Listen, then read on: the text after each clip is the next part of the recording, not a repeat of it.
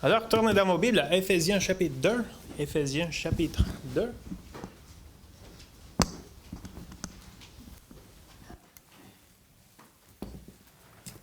C'est aujourd'hui que Pasteur Roy est à Sherbrooke pour prêcher là-bas. Alors, t'es pas né avec moi.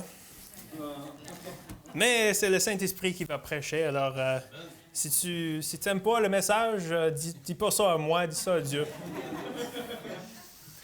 Et vraiment, je te dis, si c'est moi qui prêche, ça va pas être bon. Mais si c'est Dieu qui prêche, ça va être bon. Et c'est sa parole. Et on est content d'être là aujourd'hui pour se réunir autour de la parole de Dieu. Et on va lire, on a lu déjà Éphésiens chapitre 2 en complet, mais on va juste lire versets 4 à 7 pour notre texte aujourd'hui. C'est le thème du mois, notre source de valeur, et on va regarder ensemble la source de la valeur à cause de Jésus. Alors, Éphésiens 2, chapitre 2, verset 4. Un des bons médieux dans la Bible. Et c'est vrai, Pasteur Roy le dit souvent, mais c'est vrai, les médieux de la Bible sont souvent précieux. Ça dit, mais Dieu qu'il est riche en miséricorde à cause du grand amour dont il nous a aimés, nous qui étions morts par nos offenses, nous a rendus vivants avec Christ. C'est par grâce que vous êtes sauvés. Il nous a ressuscités ensemble et nous a fait asseoir ensemble dans les lieux célestes en Jésus-Christ, afin de montrer dans les siècles à venir l'infinie richesse de sa grâce par sa bonté envers nous en Jésus-Christ. On va commencer en priant. Seigneur, on te remercie vraiment pour aujourd'hui, pour ce passage qui nous parle vraiment de ton amour, de tes richesses envers nous. Et on a hâte de voir, Seigneur, on a hâte de voir Jésus aujourd'hui à travers le message, mais aussi à travers ta parole. Et je prie, Seigneur, que ton Saint-Esprit va prêcher vraiment à des cœurs tes vérités aujourd'hui et que tu sois glorifié. Merci qu'on peut avoir cette confiance en toi, que tu es vrai et tu es souverain.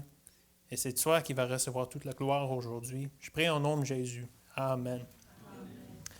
En lisant ce passage, n'est-ce pas que ça sonne comme si Dieu nous accorde de la valeur? Ça disait, il est riche en miséricorde. Nous sommes vivants maintenant avec Christ. Il nous a ressuscités et nous a fait asseoir ensemble dans les lieux célestes. Les lieux célestes, ça sent bon ça, oui. Sa grâce et tout ça, ça sent comme si Dieu nous accorde de la valeur. Je vais lire aussi plusieurs versets dans la Bible qui donnent le même sentiment. Psaume 116, verset 15. Elle a du prix aux yeux de l'Éternel, la mort de ceux qui l'aiment. C'est précieux. C'est nous qui sommes précieux à Jésus, à Dieu. Luc 12, versets 6 et 7. Ne vendons pas 5 passereaux pour 2 sous. Cependant, aucun d'eux n'est oublié devant Dieu. Et même vos cheveux sont tous comptés. Ne craignez donc point, vous valez plus que beaucoup de passereaux. Pas paresseux. Mais aussi des paresseux. Passereaux. 1 Pierre, chapitre 2, verset 9. Vous, au contraire, vous êtes une race élue, une sacerdoce royale, une nation sainte, un peuple acquis, afin que vous annonciez les vertus de celui qui vous a appelé des ténèbres à son admirable lumière. 1 Jean, chapitre 3, verset 1. Voyez quel amour le Père nous a témoigné pour que nous soyons appelés enfants de Dieu. Et nous le sommes. Alors, je pense que nous avons de la valeur aux yeux de Dieu, n'est-ce pas?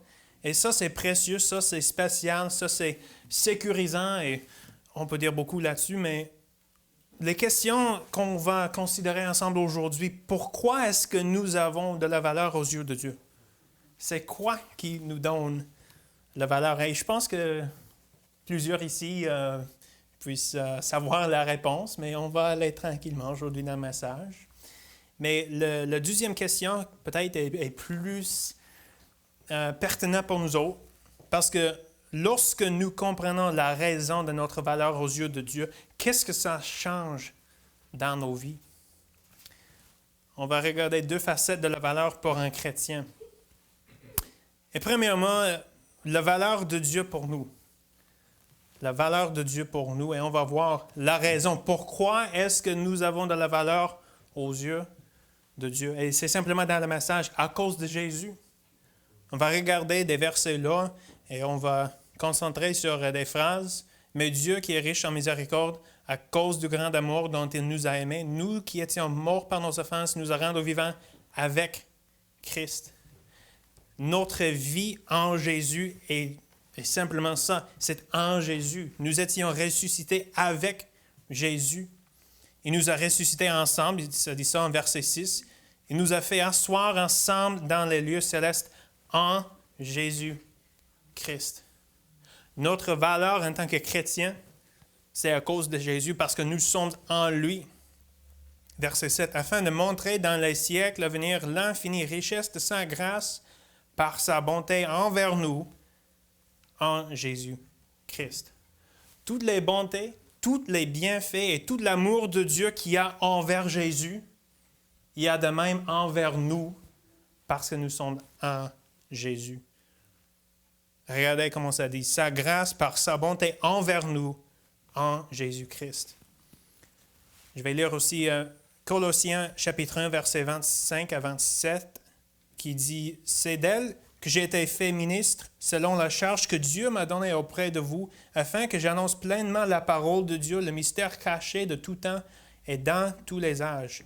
Mais révélé maintenant à ses saints, Dieu a voulu leur faire connaître la glorieuse richesse de ce mystère parmi les païens. » C'est quoi le mystère? Savoir Christ en vous, l'espérance de la gloire. Et ça veut dire aujourd'hui que c'est Jésus en nous qui nous donne de la valeur. C'est Jésus qui a de la valeur. C'est pas nous autres.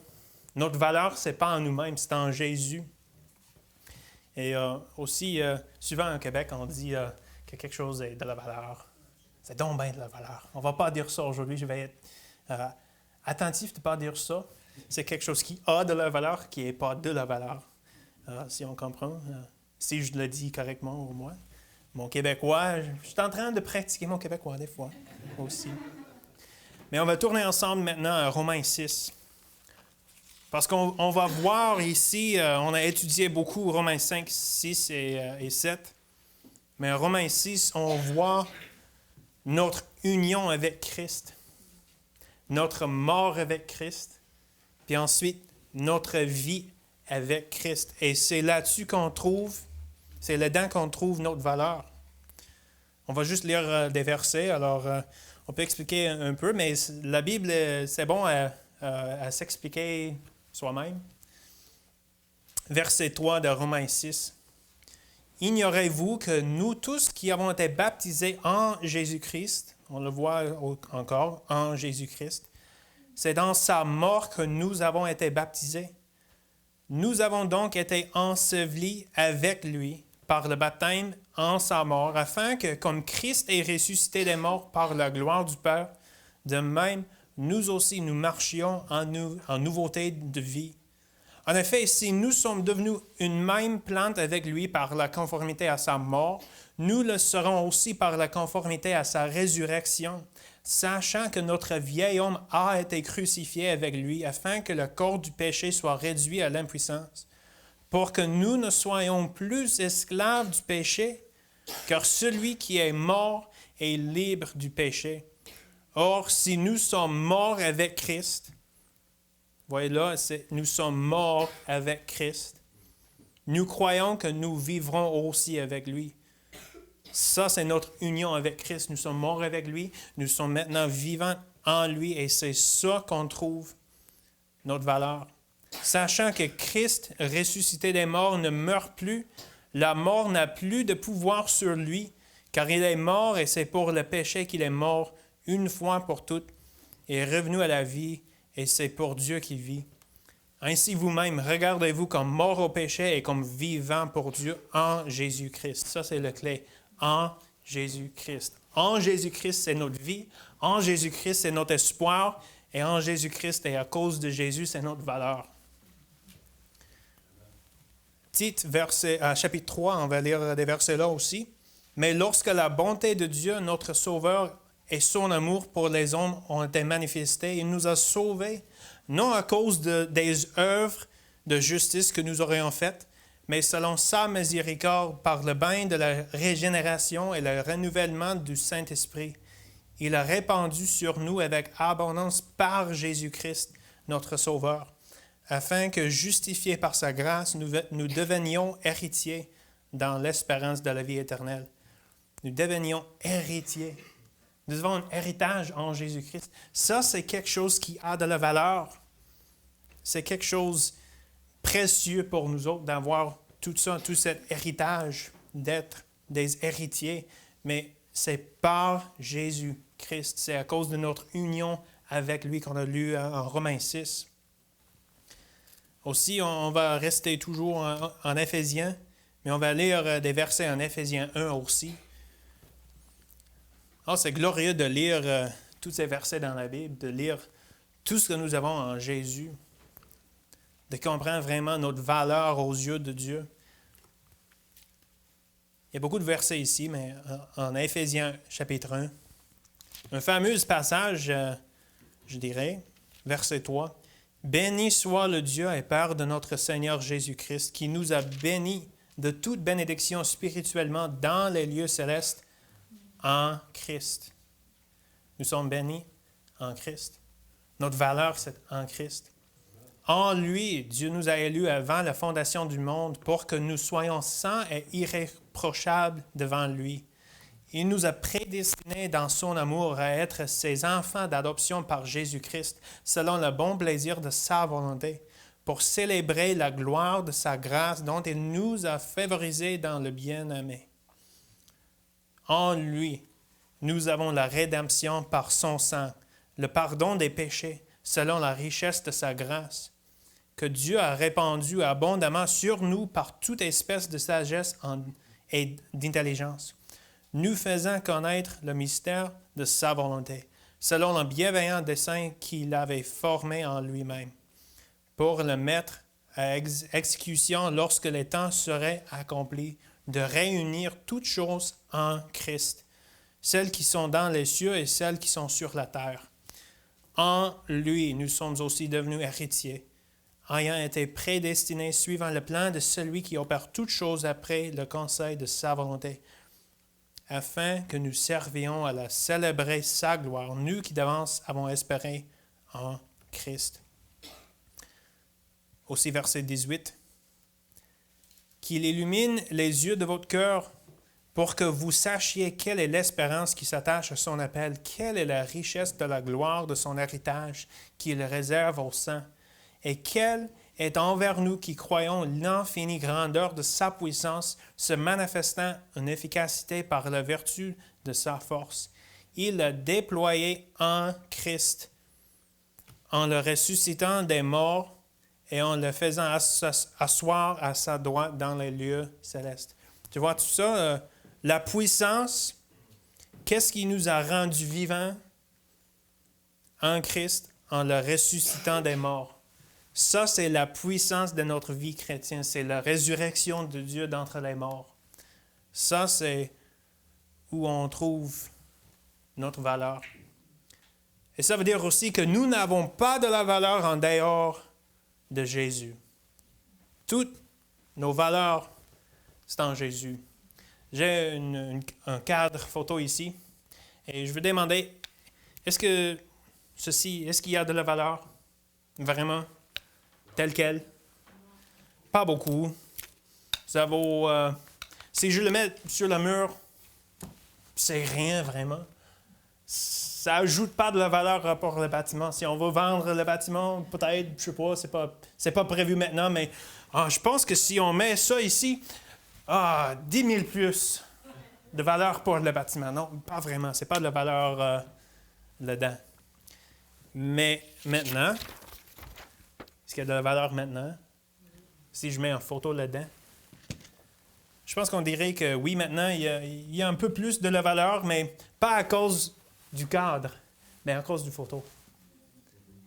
C'est le photo qui donne la valeur à celui-ci. Et maintenant, si je le mets sur le mur, on va demander un peu plus pour le bâtiment, je pense. Mais pas vraiment. Mais juste pour expliquer que c'est ce qui est là-dedans qui le donne de la valeur. Et ça, c'est Jésus en nous. Sans Jésus, nous n'avons point de valeur. C'est Jésus. Alors ça, c'est la raison pour laquelle Dieu nous accorde de la valeur. Ça, c'était la question. Pourquoi est-ce que nous avons de la valeur aux yeux de Dieu? Mais à cause de Jésus, c'est évident. On a vu, je pense, beaucoup ici à travers l'Écriture, mais la deuxième question, qu'est-ce que ça change dans ma vie? Comment est-ce que je peux agir dans la nouveauté de la vie à cause de cette valeur? Mais on va lire un peu ici dans Éphésiens 2, notre texte. Chapitre 2, versets 12 et 13. Souvenez-vous que vous étiez en ce temps-là sans Christ.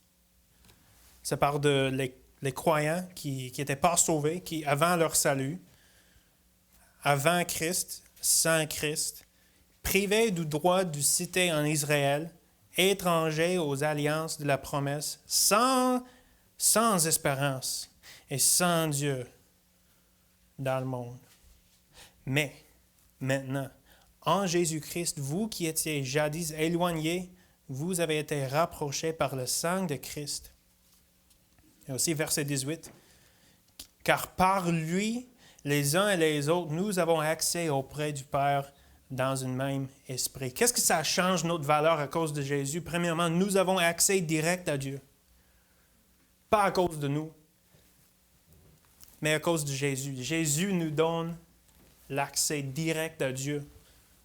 Ça dit en Hébreux 4, « Ainsi, puisque nous avons un grand souverain sacrificateur qui a traversé les cieux, Jésus, le Fils de Dieu, demeurant ferme dans la foi que nous professons. Car nous n'avons pas un souverain sacrificateur qui ne puisse compatir à nos faiblesses. Au contraire, il a été tenté comme nous en toutes choses, sans commettre de péché. Approchons-nous donc avec assurance du trône de la grâce, afin d'obtenir miséricorde et de trouver grâce pour être secourus dans nos besoins. » À cause de Jésus, à cause de la valeur qui est en nous à cause de Jésus, nous avons accès direct à Dieu. Si je vais prier, si je vais supplier à Dieu, le lien est toujours ouvert. Ça ne ferme jamais. Et ça, c'est quelque chose qui est précieux pour un chrétien, d'avoir cet accès. Souvent, si quelqu'un a un job, un travail, des fois de parler avec le grand boss, c'est pas toujours facile. Des fois, il y a une attente. Je ne sais pas trop quelle région, si on veut avoir accès à quelqu'un pour parler avec quelqu'un. Des fois, c'est une personne qui est importante. Il faut attendre. Je vais te rappeler en plusieurs jours. Est-ce que je n'ai pas de la valeur pour celui-là? Il ne veut pas parler à moi, mais à cause de Jésus, nous avons cet accès direct à Dieu. Nous avons de la valeur aux yeux de Dieu pour avoir accès direct à Dieu. Ça doit changer nos vies à cause de cette valeur de Jésus en nous. Mais ça, c'est premièrement. Mais deuxièmement, parce que souvent, les chrétiens ne se sentent pas valorisés ou d'avoir de la valeur de Dieu. N'est-ce pas, c'est vrai, des chrétiens qui pensent, est-ce que Dieu m'aime vraiment? Est-ce que j'ai vraiment cette valeur? Est-ce que je suis si précieux aux yeux de Dieu? Mais quand c'est vrai que notre valeur est fondée en Jésus, rien ne peut changer notre valeur. Rien. Éphésiens chapitre 1, on est là, verset 13. « En lui, vous aussi, après avoir entendu la parole de la vérité, l'évangile de votre salut, en lui, vous avez cru et vous avez été scellés du Saint-Esprit qui avait été promis. lequel est un gage de notre héritage pour la rédemption de ceux que Dieu s'est acquis pour célébrer sa gloire.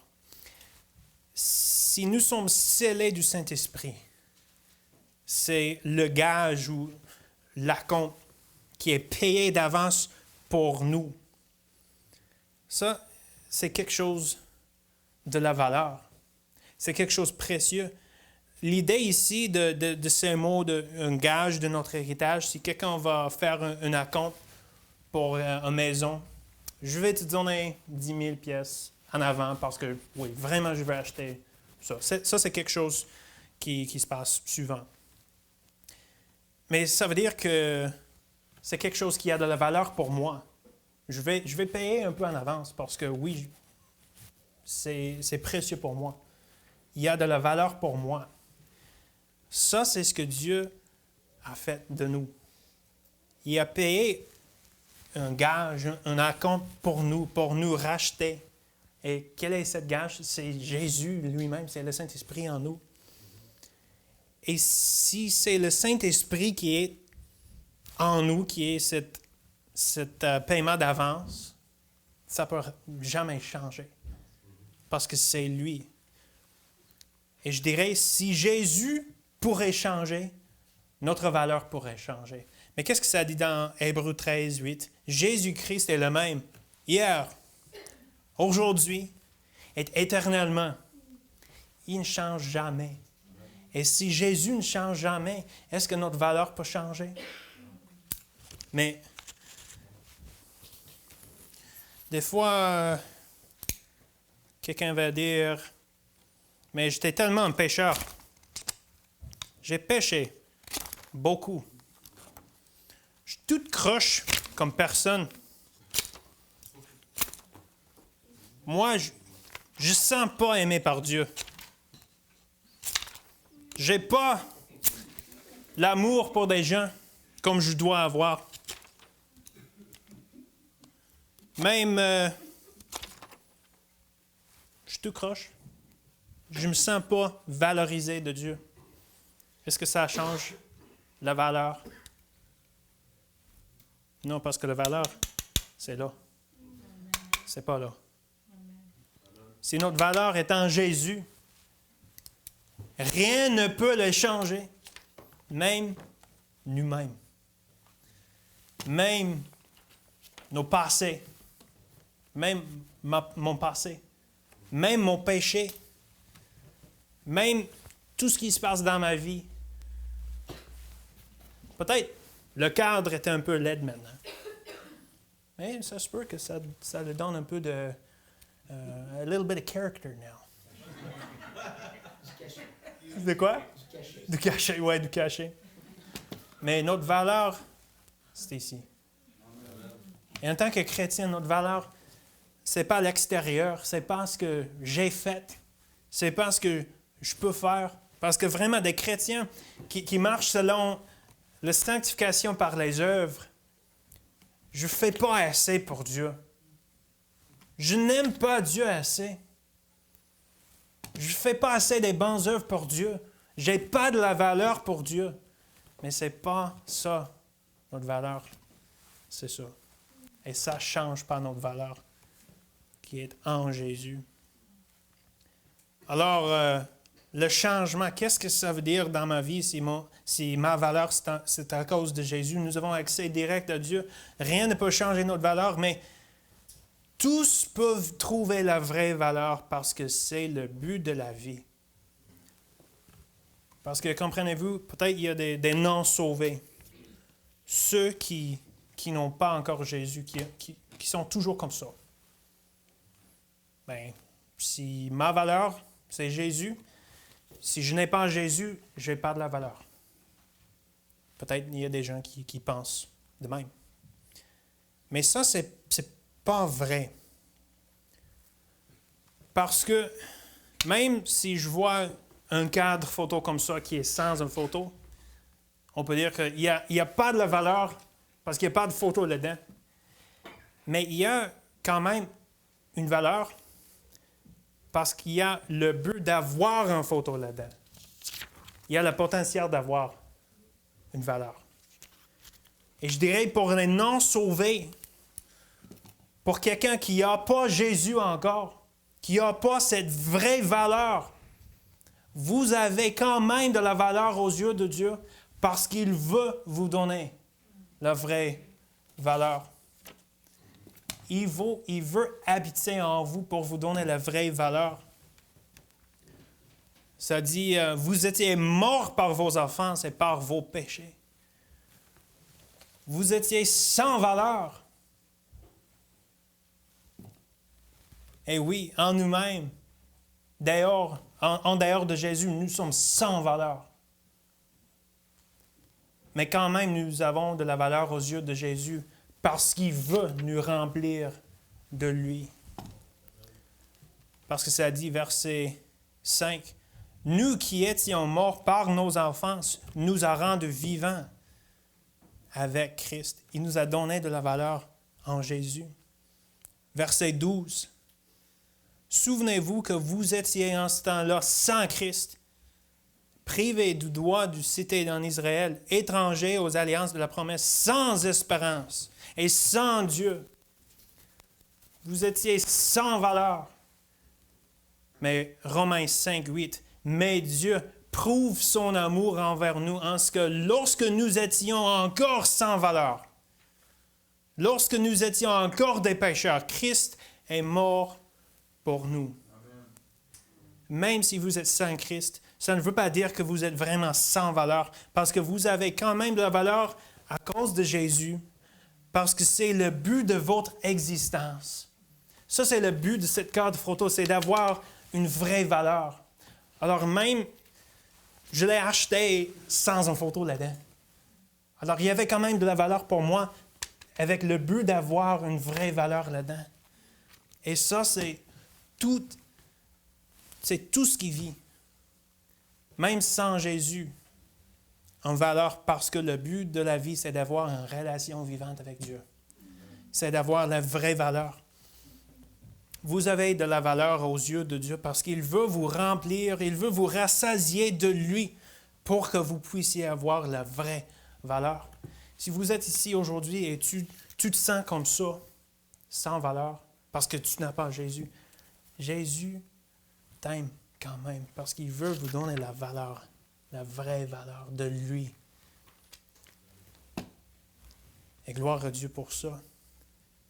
Alors on voit la valeur de Dieu pour nous autres, mais deuxièmement, le second facette de valeur est la facette que j'avais besoin vraiment pour moi, c'est par rapport de notre valeur pour les autres.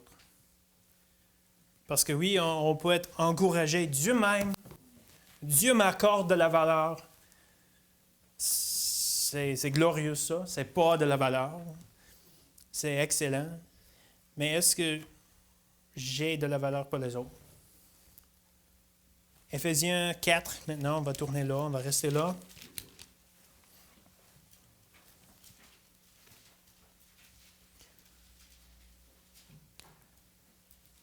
On va lire la plupart du chapitre, verset 17. « Voici donc ce que je dis et ce que je déclare dans le Seigneur.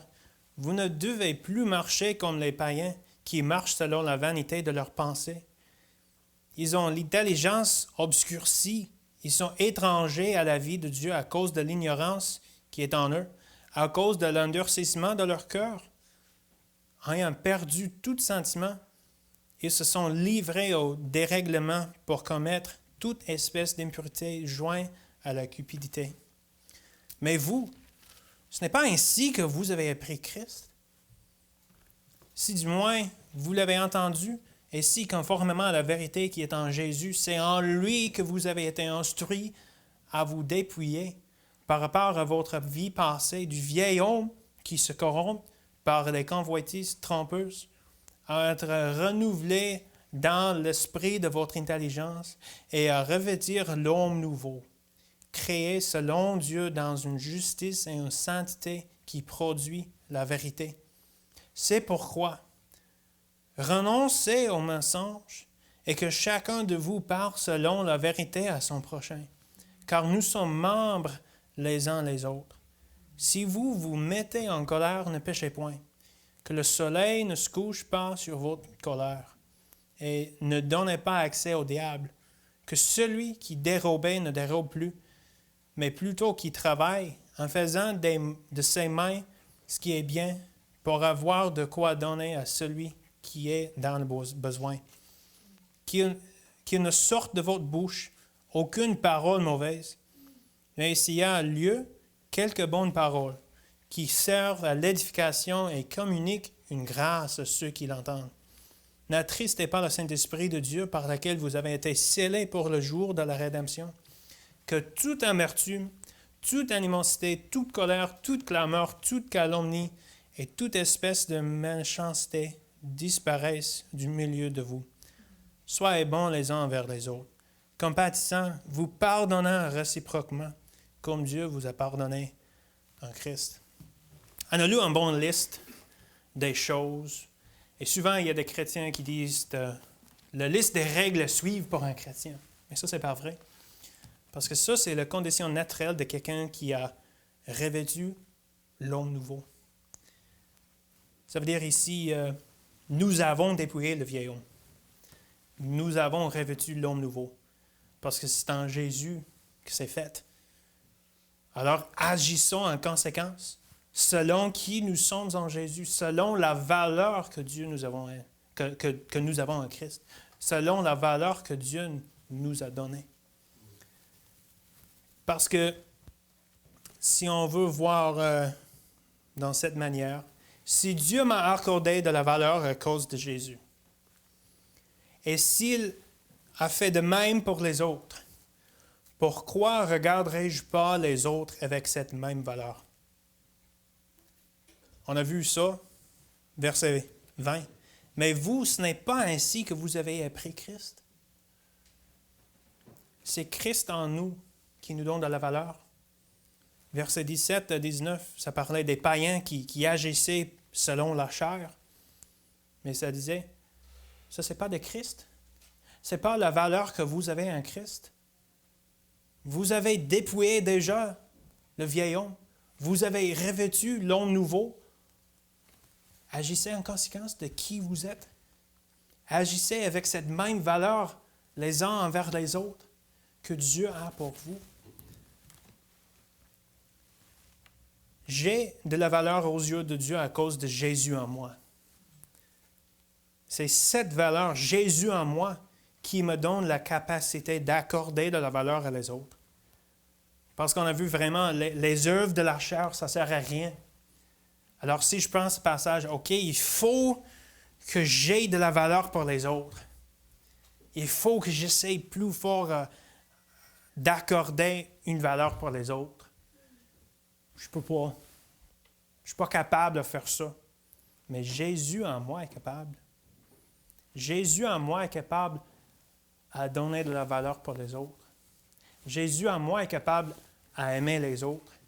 Parce que moi, je ne peux pas, en ma force, à faire ça. Ce n'est pas moi, c'est Christ qui vit en moi. Parce que ça, Galates 2:20, il faut le rester chaque semaine. Mais non. C'est souvent que Pasteur Roy, il cite ces versets souvent, mais ça, c'est la vie chrétienne. Alors, cette valeur que j'ai pour des autres, ça ne vient pas de moi. C'est toujours la source de la valeur à cause de Jésus. Premièrement, à cause de la valeur que Jésus a pour moi. La valeur que Jésus a pour les autres. Mais aussi la valeur pour les autres que Jésus va exprimer à travers moi. Dieu en moi est capable. On va tourner dans 1 Jean, chapitre 4. Je pense que la Bible, c'est le meilleur pour expliquer la Bible. Si je vais rester ici pour vous donner des explications, on va juste lire la Bible pour expliquer. On va lire une fameuse passage, mais je vais changer la Bible. Je vais juste remplacer un mot. Plusieurs mots pour être grammaticalement correct. Mais 1 Jean chapitre 4. On va commencer à verset 9.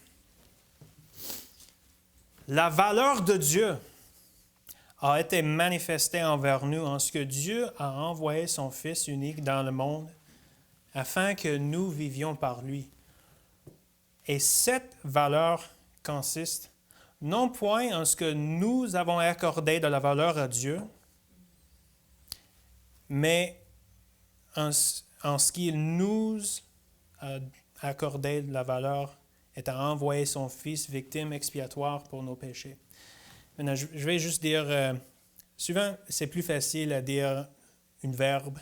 J'ai parlé avec Maxime hier, ce n'est pas nécessairement correct de valoriser, ça peut avoir un contexte différent, mais je pense que si tout le monde comprend que quand je dis valorise, c'est comme apprécie, accorder de la valeur pour quelqu'un. Alors, je vais utiliser ça, ça va être un peu plus facile de dire ça.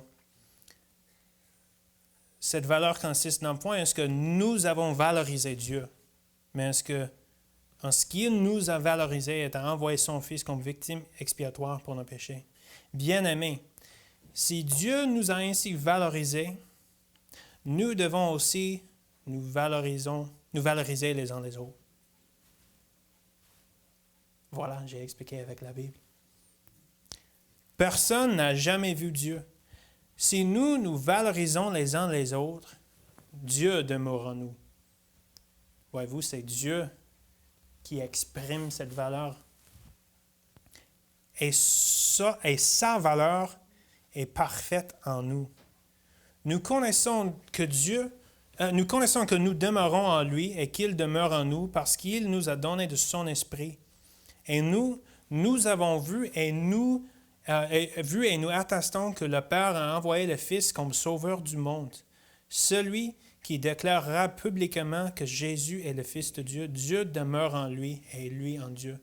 Et nous avons connu la valeur que Dieu a pour nous et nous y avons cru. Dieu est valeur. Et celui qui demeure dans la valeur demeure en lui et Dieu demeure en lui. Tel il est, tel nous sommes aussi dans ce monde. Alors si Dieu m'accorde de la valeur, c'est à cause de lui, à cause de Jésus que je peux accorder de la valeur à les autres. Parce que tel il est, tel nous sommes. C'est en cela que la valeur est parfaite en nous, afin que nous ayons de l'assurance au jour du jugement. La crainte n'est pas dans la valeur, mais la valeur parfaite bannit la crainte, car la crainte suppose un châtiment, et celui qui craint n'est pas parfait dans la valeur. Pour nous le valorisons parce qu'il nous a valorisé le premier. Mais versets 20 et 21, ils vont retourner plutôt à verset 7, mais ça dit, si quelqu'un dit, je valorise Dieu, et qu'il haïsse son frère, c'est un menteur. Car celui qui ne valorise pas son frère qu'il voit, comment peut-il valoriser Dieu qu'il ne voit pas? Et nous avons de lui ce commandement que celui qui valorise Dieu valorise aussi son frère. On va lire aussi versets 7 et 8. Bien-aimés, accordons-nous de la valeur les uns pour les autres, car la valeur est de Dieu. Et quiconque valorise est né de Dieu et connaît Dieu. Celui qui ne valorise pas n'a pas connu Dieu, car Dieu est valeur.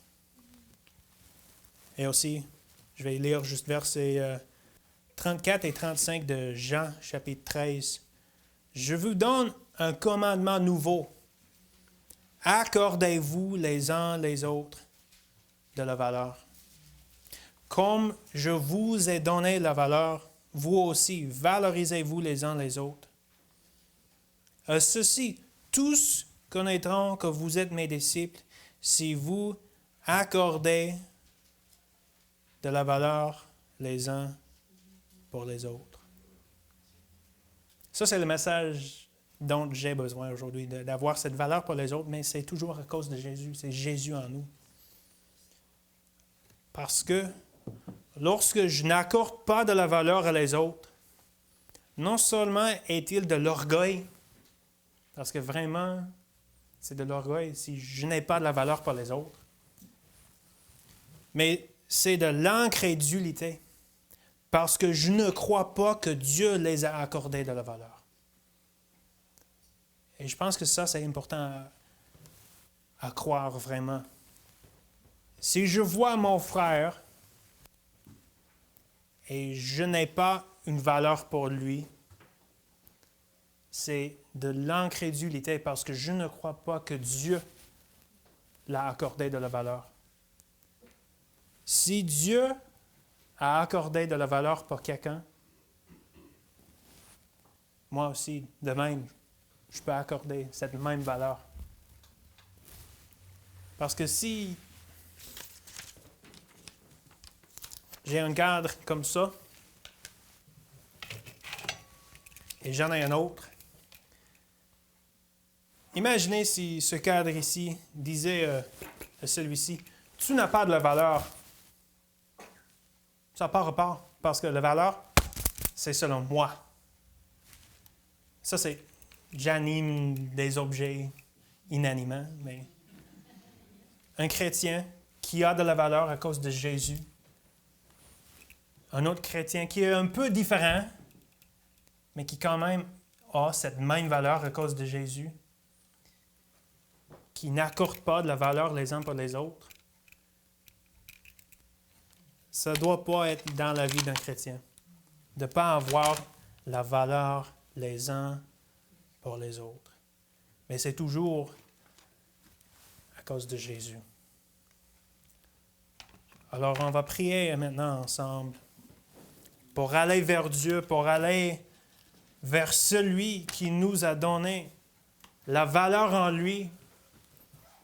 Et je dirais, plutôt pour moi, qu'on peut submerger en dessus la valeur de Dieu pour que nous puissions avoir cette même valeur les uns pour les autres. Prions. Seigneur, je te remercie vraiment pour ta parole qui nous enseigne. Vraiment, Seigneur, je ne suis pas là aujourd'hui comme quelqu'un qui est parvenu, qui est parfait, parce que vraiment, Seigneur, ce n'est pas vrai. Alors, Seigneur, ce message que je viens de prêcher, c'était quelque chose que j'avais besoin pour moi aussi, Seigneur. Merci pour notre Église. Merci pour cet amour et pour cette valeur que vraiment est là les uns pour les autres. Mais je prie que ça puisse continuer, qu'on puisse avoir cette valeur les uns pour les autres. Et merci, Seigneur, que tu accordes de la valeur même pour ceux qui ne sont pas sauvés, parce que le but de leur vie, c'est d'avoir cette relation avec toi, Seigneur. Et merci que tu aimes et que tu acceptes tous ceux qui viennent à toi et que tu accordes cette valeur. Seigneur, que tu règnes ici dans ce moment de prière et que tu reçoives toute la gloire. Au nom de Jésus. Amen.